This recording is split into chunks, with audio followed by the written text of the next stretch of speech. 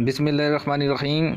अस्सलाम वालेकुम दोस्तों, अबू बकर आपकी खिदमत में हाज़िर है। दोस्तों आज हम बनाएंगे आलू और साथ अंडे जो है ना, पंजाबी में जिसे कहते हैं हम पेंडू अंडे, आलू और गंडे, प्याज जिसे कहते हैं, ये बनाने वाले हैं।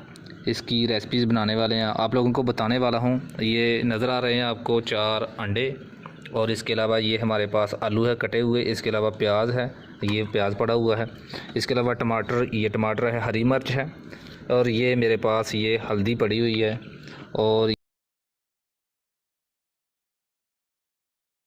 और ये नमक पड़ा हुआ है, और ये मेरे पास ऑयल पड़ा हुआ है, घी।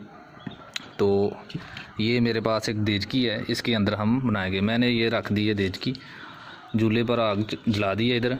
तो अब हम सबसे पहले करेंगे ये कि इसमें घी डालेंगे।